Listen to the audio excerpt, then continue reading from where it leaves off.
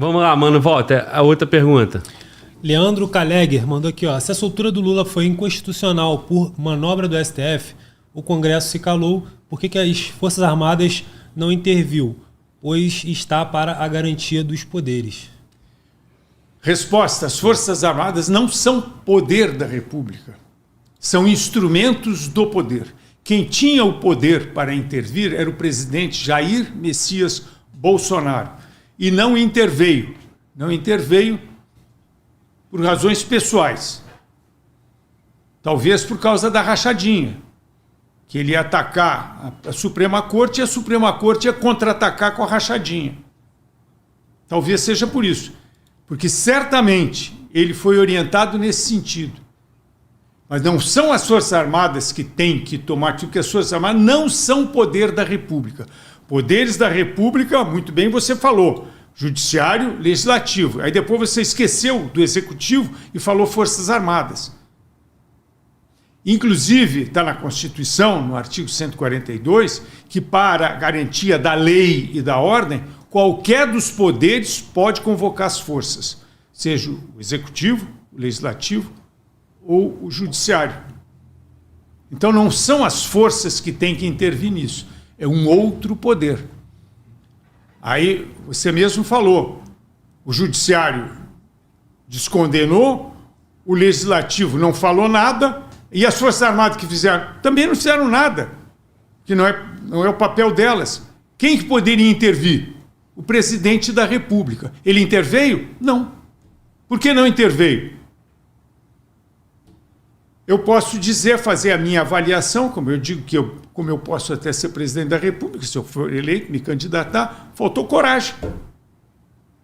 Faltou coragem para encarar isso e criar uma ruptura, porque tinha todos os argumentos para não aceitar. Por que não aceitou? Ficou com medo? Talvez. Não sei. Não perguntei para ele. Mas eu esperava que ele fizesse.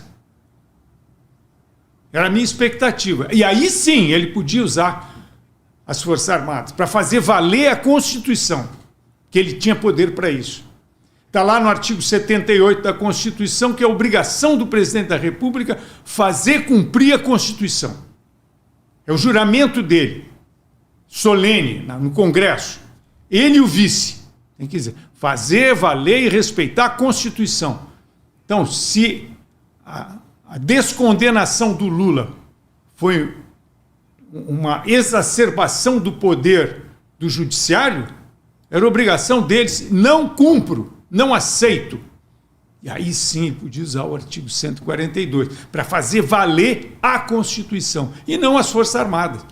As Forças Armadas não são poder da República, são instrumentos do poder. Acho que respondi. Mas no Brasil quem diz o que é constitucional ou não é o STF. Negativo. Negativo. O STF faz as interpretações dele e como os poderes são independentes e harmônicos, o Congresso pode se colocar contra uma decisão dessa. O Congresso pode, inclusive, destituir todos eles. O Congresso tem esse poder. O Senado tem esse poder. É só se reunir, fecha tudo, começa de novo. Podem fazer isso. Podem fazer uma nova Constituinte. O presidente da República é o artigo 52 da Constituição. E o presidente está amparado no 78.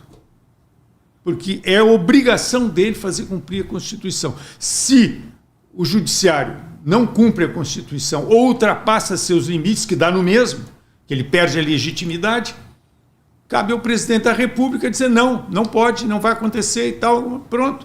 Cria a ruptura, cria um impasse. Vamos resolver esse impasse no Congresso ou vamos resolver esse impasse usando a força? Simples. Está lá na Constituição. Artigos 78, 52 e 142. Mas para isso precisa ter peito, coragem, convicção. Tem que ter... se colocar em risco. Se não se colocar em risco, não vale nada. E agora eu vou aproveitar a pergunta para ver o seguinte, vou fazer uma coisa que eu tinha me comprometido comigo mesmo de não citar.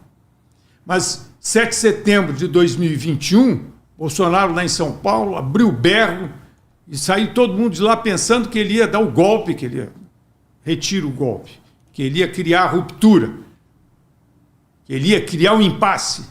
No entanto, na viagem de volta, ele chamou o Temer para o Temer escrever uma cartinha para pedir desculpa para o Alexandre de Moraes, que não era bem aquilo que ele queria dizer. Por quê? Por quê? Se ele disse e não era bem aquilo que ele não queria dizer. Por que isso? Cada um pense por quê. Eu sei, eu tenho a minha convicção. Ficou com medo. Ficou com medo. Mas chegou lá na frente da multidão, falou um monte de coisa, todo mundo lá pensando, agora ele vai encarar o STF. Não encarou. Então, está respondido. Esse é o do acabou, porra? Foi nesse ano que ele falou isso? Acabou, Não me porra. lembro, não me lembro. Não me lembro. Mas teve... tem tudo a ver. Tem tudo a ver. Aquele ambiente que foi criado lá em São Paulo era nesse sentido. Mas a multidão toda... Eu tive uma vez, não gosto de contar, de falar essas coisas, porque dá a impressão que eu estou me promovendo. Na época que eu era candidato ao governo do Distrito Federal, teve uma manifestação aqui na Esplanada, e que juntou duas manifestações. Uma era do agronegócio, contra não sei o que estavam fazendo lá no Congresso, e uma outra multidão que estavam votando o habeas corpus do Lula. E, inclusive, o Vilas Boas se manifestou, dizendo, um Twitter muito bem elaborado, e que deu o recado, diz assim, pô, o país não pode...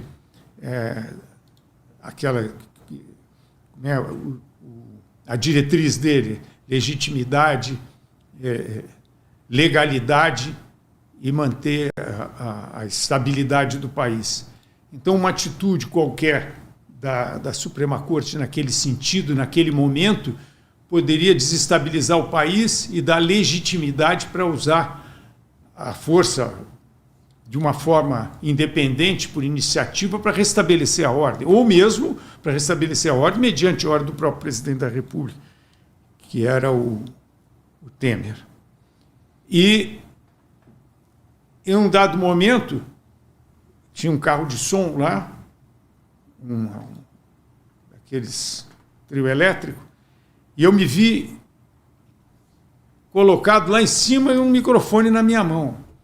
E as pessoas lá, quando eu estava subindo a escada, depois eu quero dizer assim, general, é só o senhor chegar aí agora e dar um berro, vamos entrar lá vamos quebrar tudo lá, aquela Suprema Corte. Eu digo, pô, é um absurdo.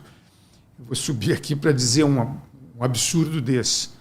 E eu me vi obrigado, como brasileiro, como cidadão responsável, a falar àquela multidão. E eu me lembro que ele disse, o que eu vou dizer aqui? Eu não estava... não tinha me preparado para aquilo. De repente, sobe aí e fala alguma coisa.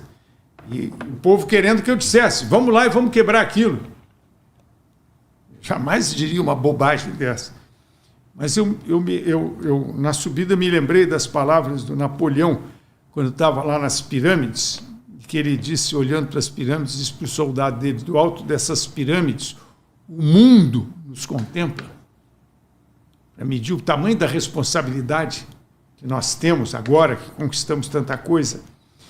E eu olhei para o bandeirão e disse, pô, está aqui a minha saída. Eu disse, do alto daquele mastro, o Brasil, debruçado, nos contempla. Todo o Brasil está nos olhando. Nós não podemos ser tão irresponsáveis em nome dessa gente, fazer um absurdo desse. Então, nós temos que confiar em nós mesmos, confiar nas Forças Armadas. O comandante da Força já se manifestou. Então, o nosso papel é estar aqui na expectativa de que eles vão fazer o que é certo. E eles fizeram o que era certo. Não deram o habeas corpus. Então, essas coisas é que a gente tem que se lembrar, tem que ter coragem e bom senso para fazer as coisas na hora certa. Se eu tivesse me empolgado com aquela gente, dizendo, geral, manda que nós vamos fazer, teria feito a maior besteira da minha vida. Estaria pagando até hoje, provavelmente estivesse preso até hoje. Então, E não resolveria nenhum problema. Isso foi 2018, né? E aí não teve esse HC pro Lula, mas anos depois teve... Teve a descondenação dele. E agora anularam o processo, foi isso? Teve uma notícia Não, de Dias Toffoli? Qual foi? Eu não o acompanhei. Dias Toffoli, ele anulou o processo de leniência da Odebrecht. Sim, perfeito, isso. Que também está errado. E tem repercussão para vários outros condenados. Vai ter feito um efeito cascata nisso aí, um Mas... efeito dominó. Mas hoje eu já vi um procurador, acho que é da Associação Nacional dos Procuradores da República, eles já entraram com uma ação contra isso. É como tem que ser. Pô. Tem que poderes e poderes. Vamos derrubar isso. Vamos derrubar esse negócio. Está errado. Está errado.